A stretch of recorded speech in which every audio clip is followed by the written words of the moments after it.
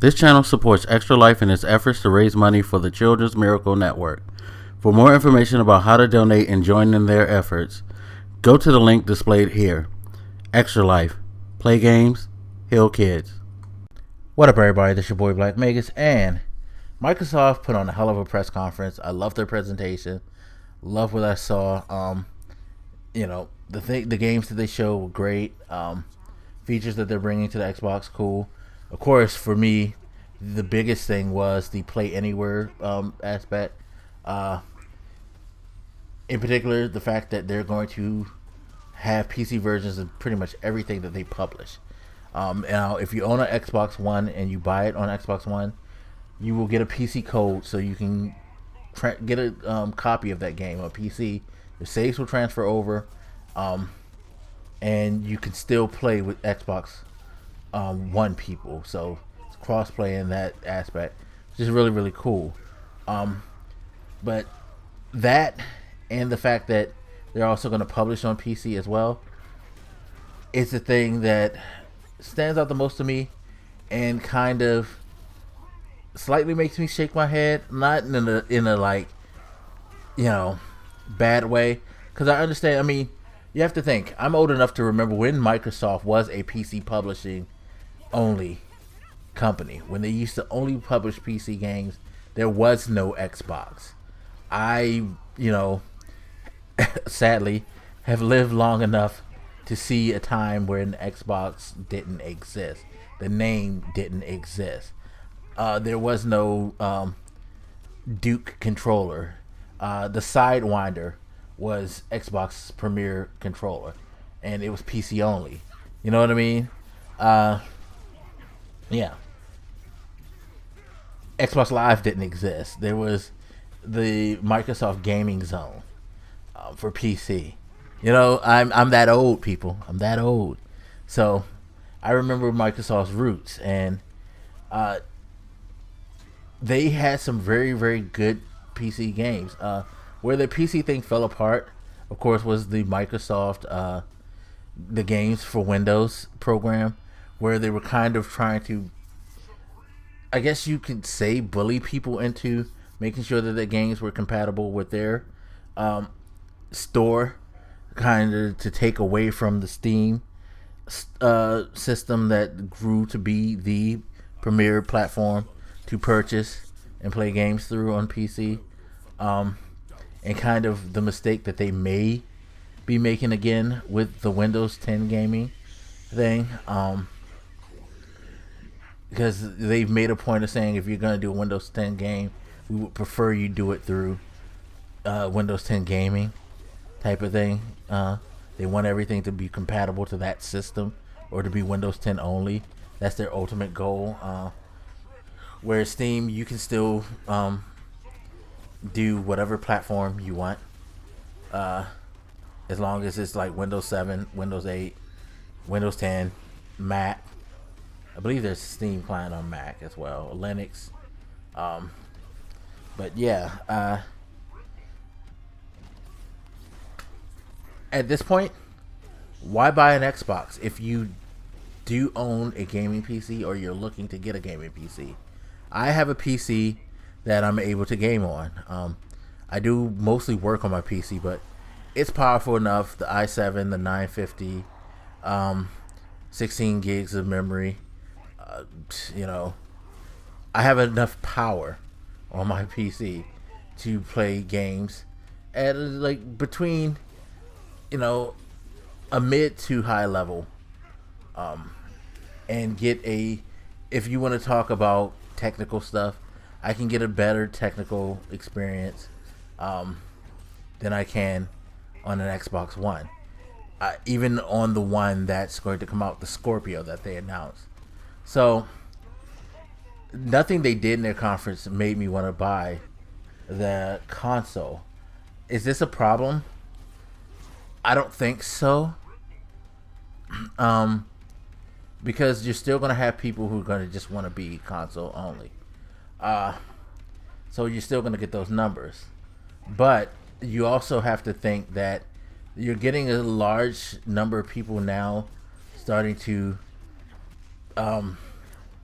I guess, grow more towards the argument that PC is better, which technically it's always been better to game on a PC than a console because of the scalability of your experience as far as like game performance, visuals, things like that.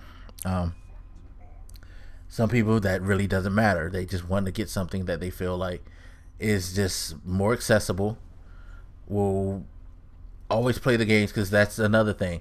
That while the scalability is great, you're not always necessarily able to play the games on your equipment if the system requirements for the game exceed it.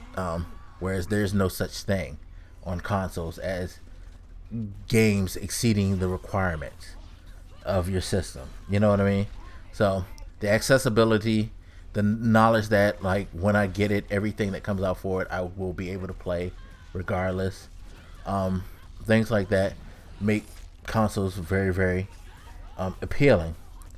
But you're starting to see a lot of people get into the PC gaming realm now, and they're leaving consoles, and this gives those people who are looking for a reason to leave consoles even more reason,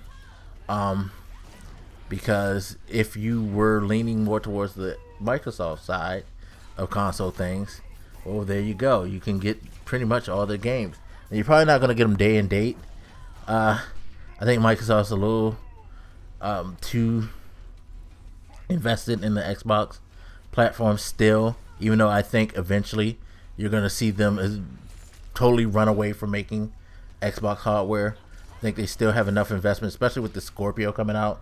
They're deeply invested enough to where it behooves them to do console first, PC later, at least sales wise.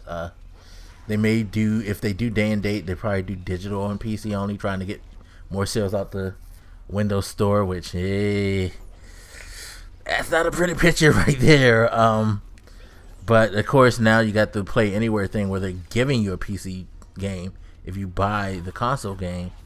So if you got a friend who has an Xbox but you don't want to get one and you have a gaming PC, hey friend, can I get that code? Again, giving less reason for them to gotta get an Xbox, because not only can they get that code and play on PC, but they could also play with their Xbox friends. And now the Xbox Live is integrated into Windows 10. So, I don't think Microsoft necessarily did anything to truly help themselves in sales-wise for Xbox One. The Scorpio is going to sell because it's going to be a new piece of equipment. People always like to buy the brand new. How many sales they're going to get, who knows? It may get cut into by the idea that, hey, the games you're coming out for this, isn't it going to be on PC too? You know, I could say from a personal standpoint, they did nothing to make me want an Xbox One. They possibly have done that for a lot of other people, but it's going to be interesting to see as time goes on and this whole Play Anywhere and the whole commitment to Windows 10 gaming goes on, just where the Xbox platform stands.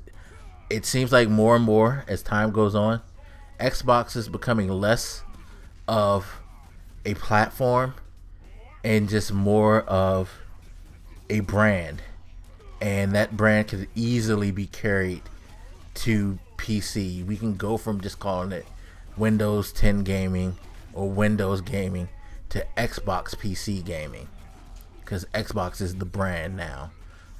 And I still really think that that's where Microsoft is starting to slowly transition to for their future when it comes to gaming. You may get an Xbox console like this. Scorpio may be the first of the Xbox Steambox like things, where this is going to be a premium console that's basically a PC that's going to be more dedicated to gaming than anything else, and that's it. It's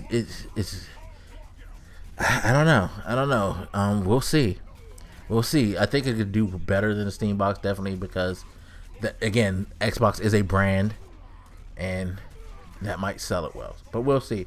But I definitely don't think that this is the PC side of things is an encouraging factor for getting an Xbox. But that's just me. This is my editorial on this, so take it how you will. Anyway, feel free to hit me up. Let me know what you think, and I'll holler at you later. This your boy Black Makers, and I'm out. Deuces.